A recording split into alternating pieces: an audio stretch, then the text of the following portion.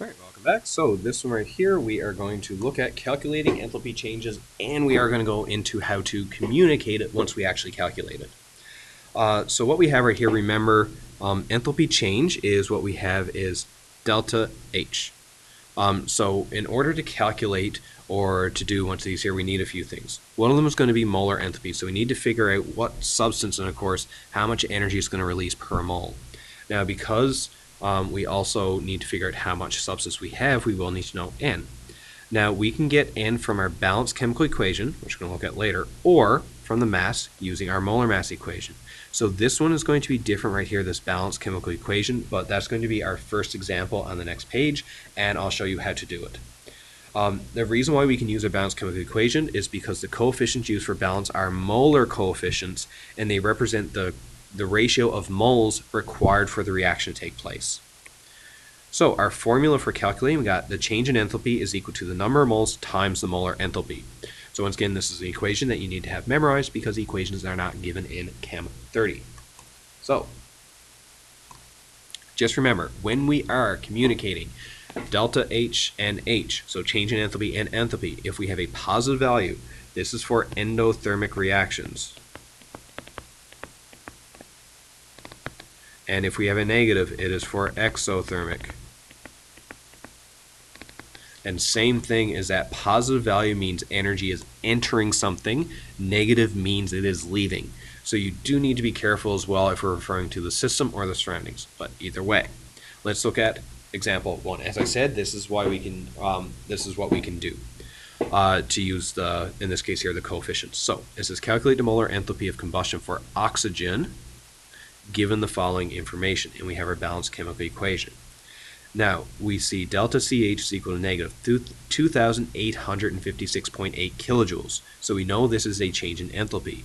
But this number right here is for if 2 moles of ethane gas reacts with 7 moles of oxygen, producing 4 moles of carbon dioxide and 6 moles of water. This number right here is for the correct ratio for the balanced chemical equation.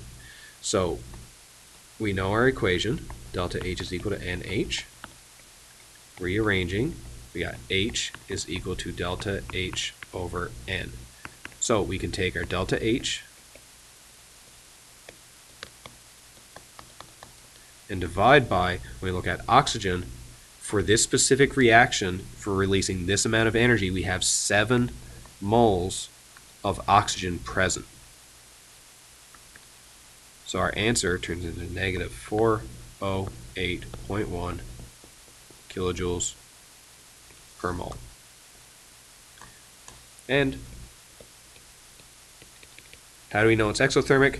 Negative delta H value, or it's a combustion reaction.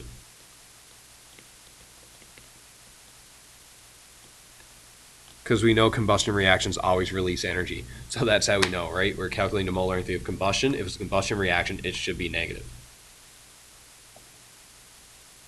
Now, this one's going to be a little different. It says find the enthalpy change when 5.50 grams of pentane burns. So pentane in this case, you can look at your data booklets, but it's going to be C5H12. Now, same thing, this time we're given our molar enthalpy, right? So we have a mass of pentane,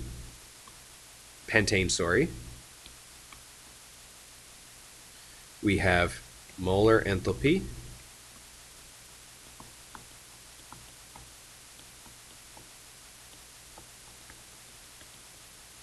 and it's asked what is the change in enthalpy. So first thing that should be jumping off the page is the fact that we have a mass and not number of moles. So that's when, if you want to, number of moles, you can just go down here, is equal to mass over molar mass, right? Our mass was our 5.50 grams. Molar mass for C5H12, I'm not going to show the calculations for it, because hopefully you guys should be good at calculating molar mass right now. But when you add up 5 carbons and 12 hydrogens, you should get 72.17 grams per mole. And that leaves us with the number of moles 0.076209 moles. So we can kind of don't worry about that and use our value for N down here. So our equation, delta H is equal to NH. So you go delta H is equal to 0.07629 moles times our negative 3244.8 kilojoules per mole. And we get a value of the change in enthalpy, negative 247 kilojoules, and because it's negative, this is exothermic. Now, I know it doesn't say what is exothermic or not, but then again, that's just right there for you. All right, so that's just a different example there, how we use a mass given and a molar enthalpy to solve for enthalpy change. Now, example 3 is a little different as well. So when we look at this one here, we have when methane is burned, oxygen is consumed. Determine the mass of oxygen consumed if the change in enthalpy is negative 250 kilojoules and the molar enthalpy is negative 401.3 kilojoules per mole.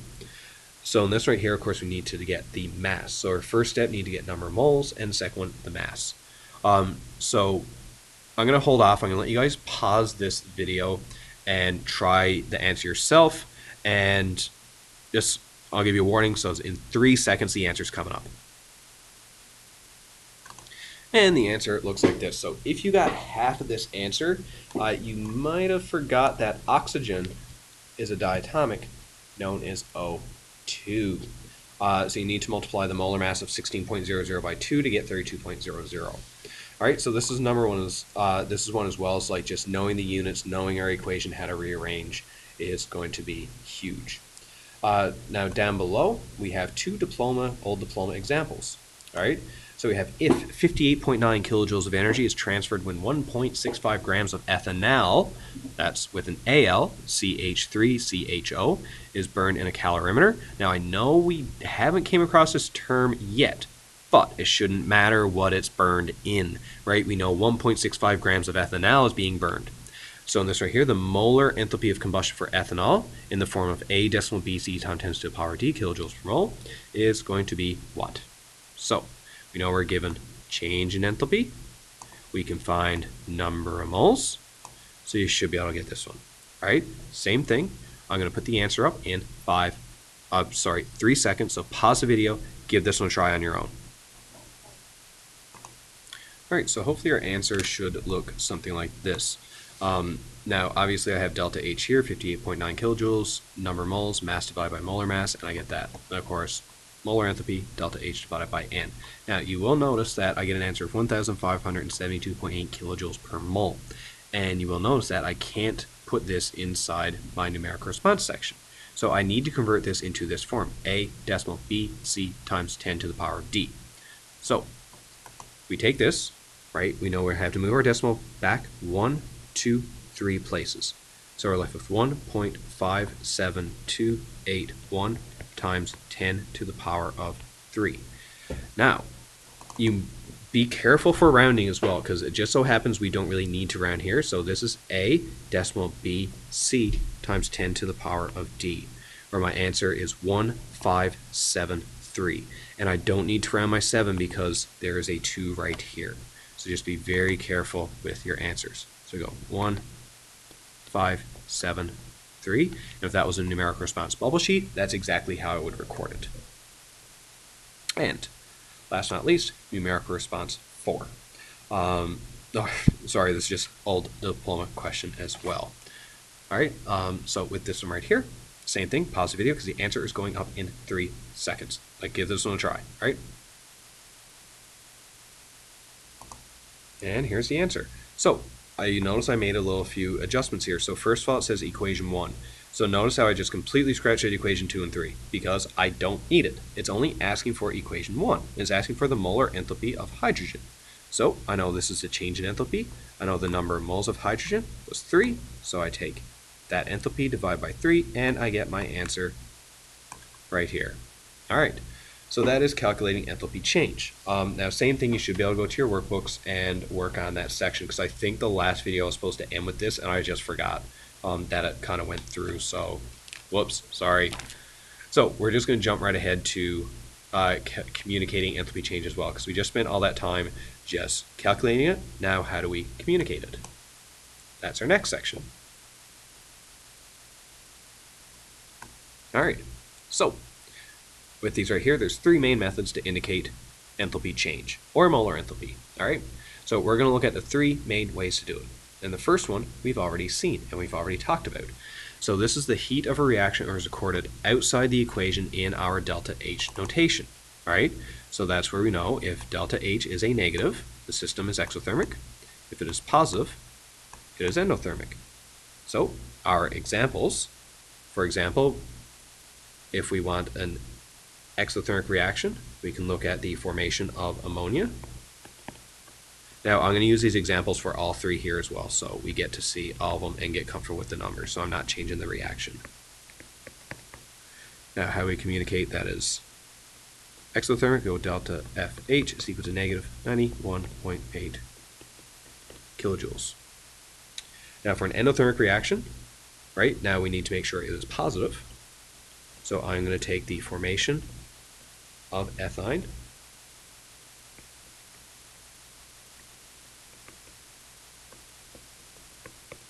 and it will be positive.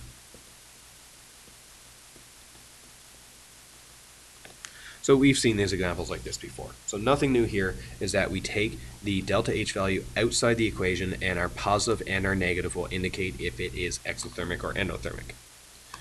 Now, method 2, we haven't really seen yet, or actually kind of had. If you think back to photosynthesis, so I'm just going to go back to that here now in a sec, or specifically this page right here, right, where we have enthalpy is positive and energy is shown as a reactant, whereas our exothermic energy was a product.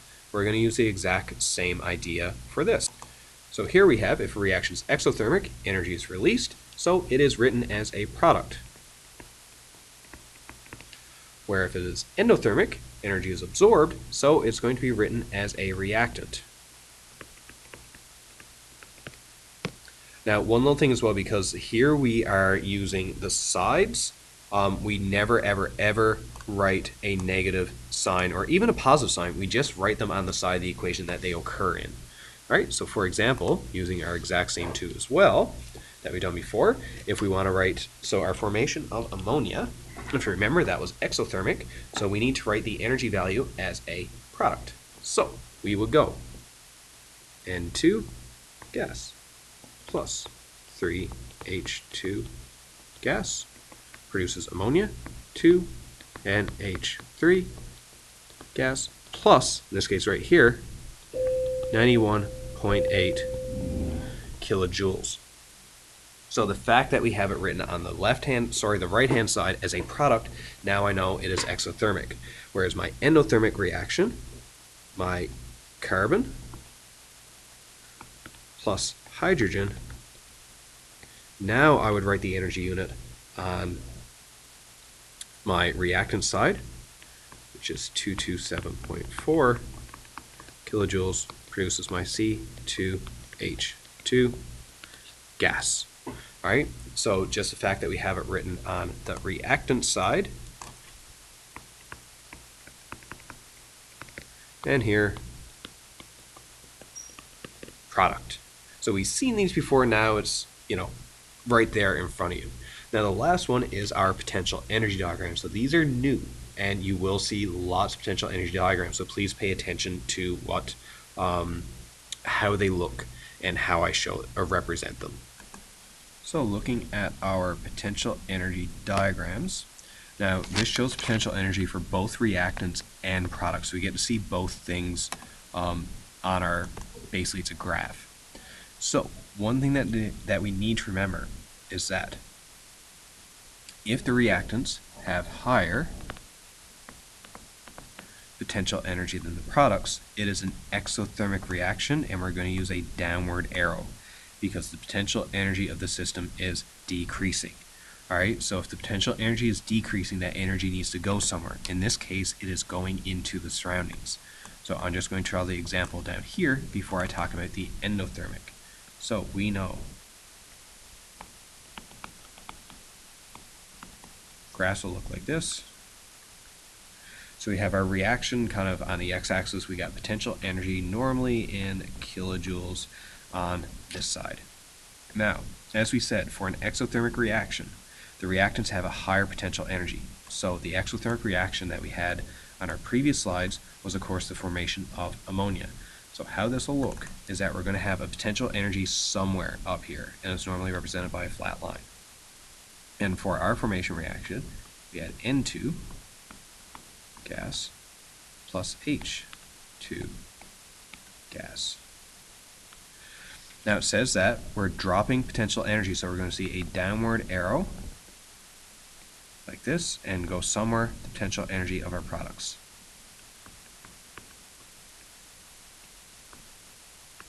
Just like that. So that is how all potential energy diagrams will look for exothermic reactions. Now obviously reactants and products will change, but it's always going to look like this. Reactants have a much higher potential energy. Now if the reactants have lower potential energy than the products, this is going to be endothermic. So we're going to use an upward arrow because the potential energy of the system is increasing. So obviously if we're adding energy to it, then the potential energy when we're done should be higher. So for our endothermic reactions. Alright, there we go. Look at that.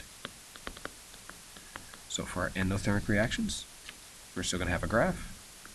Reaction on the bottom, potential energy on the side, normally in kilojoules. Now for our endothermic reactions, we're going to use the exact same one as well, is that we're going to start off somewhere and we have our products. Right, so carbon solid plus hydrogen gas.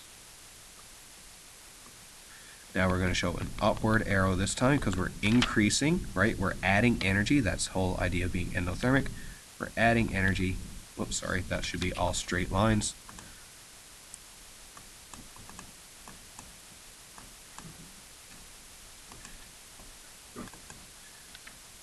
Alright, so have a straight line. It's going to go up, arrow, and then we have our product, C2H2 gas. And all endothermic reactions are going to look like this because we're adding energy, so we're raising the potential energy. Now, to the last point, it says right here, the difference between reactants and products is the enthalpy change. So just because we're representing these as a graph, it doesn't mean we can't still find potential energy.